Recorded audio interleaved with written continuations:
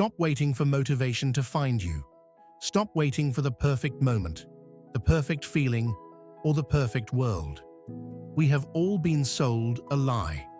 The lie that motivation is a fleeting flash of energy, a mysterious, rare gift that you either have or you don't. That lie leaves you paralyzed, waiting for a feeling that may never arrive, while your goals gather dust. But the greatest minds in history, the Stoics, emperors, slaves, and philosophers, knew the truth. Motivation is not a feeling. It is a choice. It is a system. It is a mindset you can deliberately engineer and command, regardless of how you feel when the alarm goes off. Today, we are not chasing superficial positivity.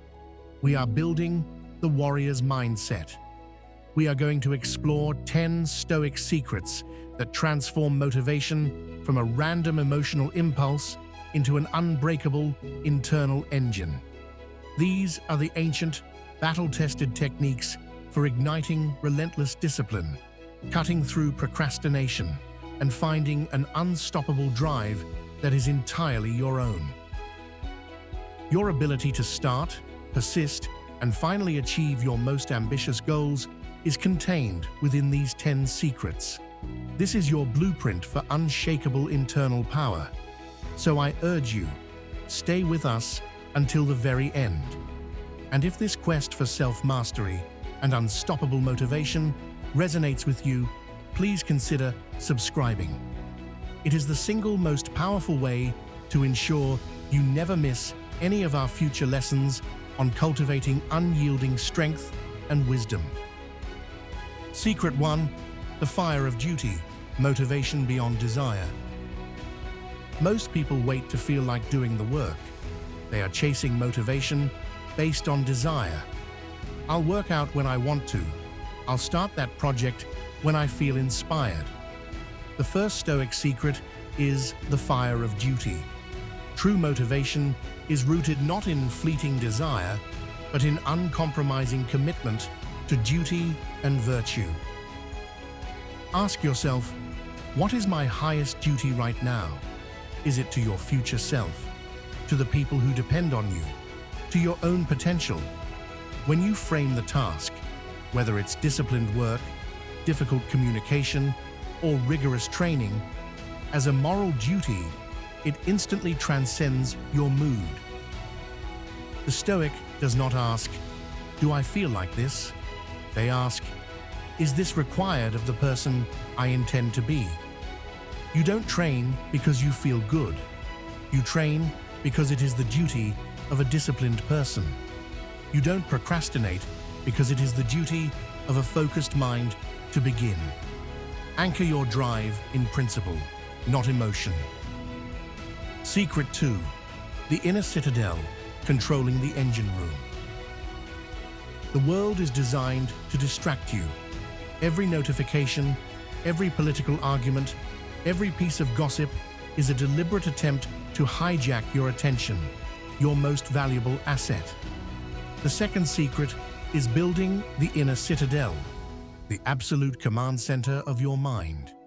Motivation fails when your focus is scattered and you surrender your energy to external noise. Your power lies only in your judgments and your actions. Stop wasting precious mental fuel worrying about the traffic, the market, or other people's unfair opinions. These are external, non-essential, and cannot fundamentally harm your core self. When you feel anxiety or distraction creep in, immediately draw your circle of control. If it is outside the circle, treat it as background noise. Reclaim that focused energy and redirect it instantly toward the task at hand. Motivation is a resource. Stop the leaks. Secret 3: the pre-game of adversity, motivation through preparation. Motivation often dies the moment you hit the first roadblock because you are surprised by resistance. The third secret is the pre-game of adversity, premeditatio malorum. This is the practice of mentally rehearsing the difficult parts of your journey before you start. Don't just visualize success. Visualize the resistance required to achieve it. The training. Visualize the pain of the last set, the fatigue, the boredom of consistency. The project. Visualize the confusing bug, the rejection email, the inevitable criticism. When you deliberately imagine the obstacle, you weaken its shock. When the pain or the failure arrives, you do not panic. Instead, you think, "Ah, there it is. I expected you. Now let's execute the plan." Motivation built on realism is resilient. Motivation built on fantasy is fragile. Secret 4. The tiny victory. The power of the first step. Procrastination is often disguised as perfectionism. You feel overwhelmed by the entirety of the task, so you postpone the beginning of the task. The fourth secret is the tiny victory. You do not need to motivate yourself to finish the entire project. You only need to motivate yourself for the next, smallest, most ridiculous step. Break the task into a unit so small that it is impossible to say no. Not, "I need to write a whole report," but "I will write one single paragraph." Not, "I need to clean the entire house," but "I will wash one dish." Not, "I need to run 5 miles," but "I will put on my shoes." The momentum generated by the tiny victory is a powerful chemical release that often carries you through the next 2 or 3 steps without conscious effort. Momentum is the truest form of motivation. Stop waiting for the grand impulse. Just take the smallest step. Secret 5. Amor Fati. Loving the effort, not the result. We sabotage our motivation by placing all our self-worth and emotional investment solely on the result, the promotion, the sale, the perfect body. When the result is delayed or fails, our motivation collapses. The fifth secret is Amor Fati, loving the effort. This is an unconditional embrace of the work itself, regardless of the outcome, because the effort is where your virtue resides. You cannot control the market, the judge, or the competition, but you can control the excellence, diligence, and commitment you bring to the process. This is your personal field of sovereignty. Shift your identity. Instead of, "I hope I succeed," say, "I am committed to giving maximum effort." When you fall in love with the process, setbacks are no longer catastrophic failures. They are simply feedback on the path of your chosen discipline. Your motivation becomes unshakable because the reward is immediate and constant, the integrity of your own effort. Secret 6.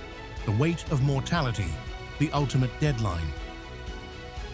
We waste time and energy on trivialities, petty arguments, mindless scrolling, fear of minor discomfort, because we live with the illusion of infinite time.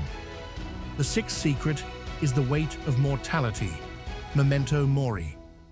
Remembering that your time is finite, uncertain, and precious is the ultimate, non-negotiable motivator. Ask yourself, with brutal honesty, if I had 1 year left, would I still waste this hour arguing about this online? Would I still postpone the essential project that defines my legacy? The smallness of your daily anxieties shrinks to zero when measured against the weight of death.